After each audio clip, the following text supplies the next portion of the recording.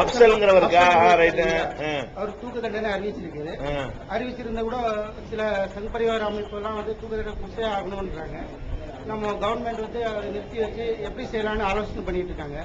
இந்த நிலைமையில நம்ம இஸ்லாமிய அமைப்புகள் சிலர் வந்து தூக்கு தண்டனை கொடுக்க கூடாதுன்னு சொல்லி சொல்றாங்க. இது எந்த அடிப்படையில் சொல்றாங்கன்றது ஒன்னும் புரியல.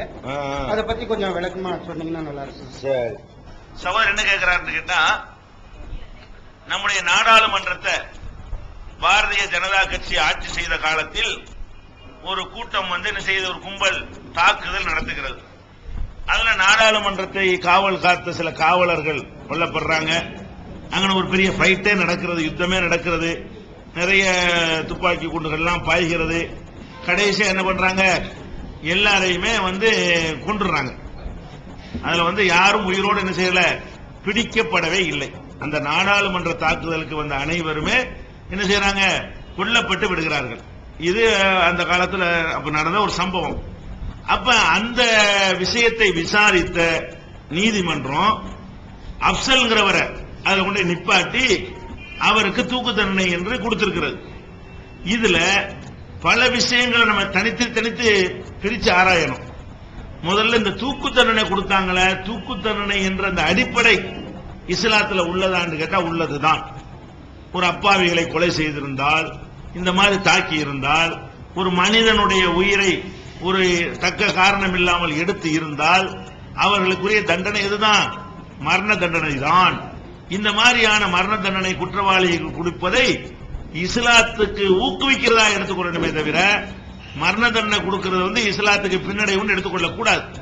ஏன், எத்தனையோ மதுரை ஆதீனம் போன்றவர்கள், குன்றக்குடி அடிகளார் போன்றவர்கள் எல்லாம், அத்துவானி போன்றவர்கள் எல்லாம் கூட இஸ்லாமிய ஆட்சியில உள்ள தண்டனை தான் குற்றத்தை குறைக்கும் என்று சொல்லிக் கொண்டிருக்கிற நேரத்தில் நம்ம ரிவர்ஸ்ல போய்கிட்டு தூக்கு தண்டனையே கூடாது என்று பேசினால் நம்ம இஸ்லாத்துக்கு எதிராக பேசுகிறோம் என்ற அர்த்தம். அதனால தூக்கு தண்டனை தப்புங்கிறது ஒரு காலத்திலையும் ஒரு முஸ்லிமுக்கு வரக்கூடாது. அத குற்றத்துக்கு பெரிய பெரிய குற்றத்துக்கு மரண தண்டனை என்பதுதான் சரியான தீர்வுங்கிறத உலகம் கடைப்பிடிக்கணுங்கிறது நம்ம ஆசை.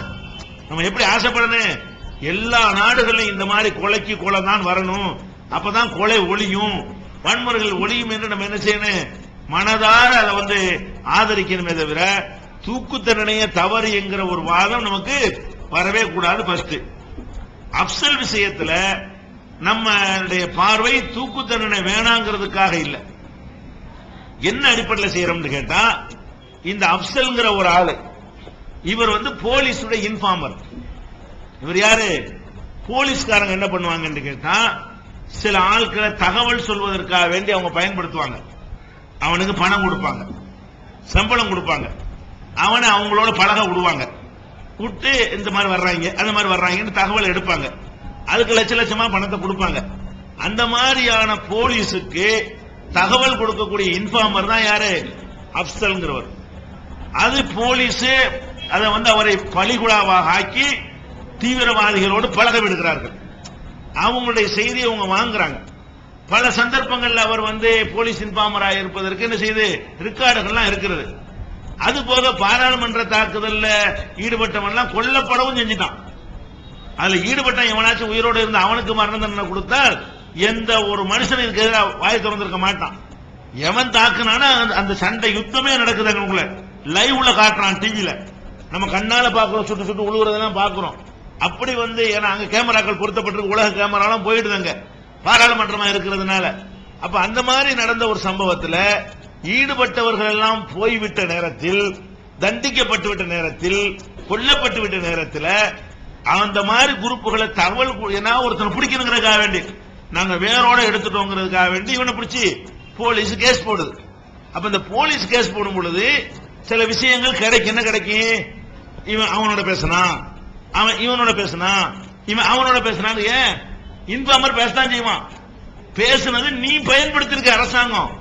அரசாங்கம் ஒருத்தனை வந்து நீ போய் அல்லுமாவோட பேசிட்டு வா, நீ போய்கிட்டு பின்லாடனோட பேசிட்டு என்னை போய் அனுப்பி வச்சுட்டு ஒரு பேச்சுக்கு சொல்றேன், என்னைய போய் நீ போய் உசாமா பின்லாட பேசிட்டு வான்னு என்ன அரசாங்கமே ரூபாயெல்லாம் கொடுத்து அனுப்பி வச்சுட்டு நான் பேசிட்டு வந்தவுடனே என்னை போட்டு சுட்டா. இதை வந்து இன்ஃபார்மரை பயன்படுத்தின போய் சுடு. போலீஸ் இன்ஃபார்மரா நல்லவன் நம்ம அப்சலுக்கு நம்ம சர்டிபிகேட் எல்லாம் கொடுக்கல. அவர் போலீஸ் காட்டி கொடுக்க ஆள் காட்டியவர், போலீஸுக்கு ஆள் காட்டும் வேலை செய்தவர். ஆள் காட்டுற வேலை செஞ்சவனை கொண்டு இவனை நிப்பாட்டி அவன் தான் பாராளுமன்ற தாக்குனான்னு பொய் வழக்கு போட்டால் அது அநியாயம். நீ யூஸ் பண்ணிருக்க, அவனுக்கு பதக்கம் கொடு. நீ என்ன பண்ணன, உனக்கு ஆட்களை காட்டி தந்ததற்காக வேண்டி அவனுக்கு பதக்கம் கொடு, என்னென்னமோ செய்ய. அதை செய்வியா?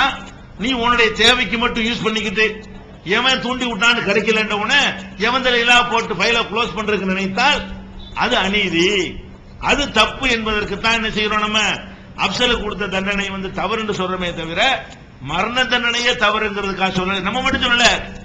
எல்லாரும் எல்லா அறிவுஜீவிகளுமே இதை ஆய்வு பண்ணி இது ஒரு அநியாய கேஸ், இது பொய் கேஸ். ஆனா கோர்ட் என்ன பாக்குது, இவன் அவனை பார்த்தாங்கிறது ஆதாரமாக்குது.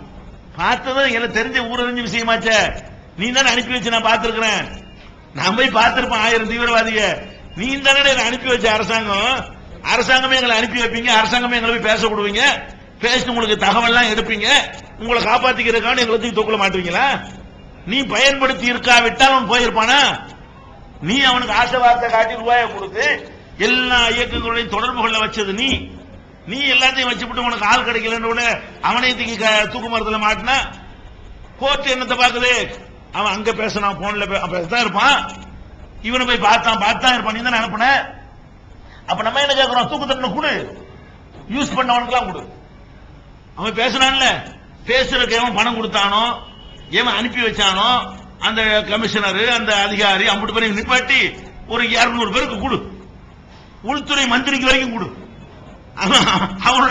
அவனுக்கு இல்ல போலீஸ் எல்லாம் வருது. அப்ப உள்துறை மந்திரிக்கு சேர்த்து தூக்கு தண்டனை கொடுத்தா அப்சலை இயக்குனது அவன் தானே, அது நியாயமா இருக்கும். அதுதான் நம்முடைய ஆர்குமெண்ட் தவிர தூக்கு தண்டனை கூடாதுங்கிற ஆர்குமெண்ட் கிடையாது.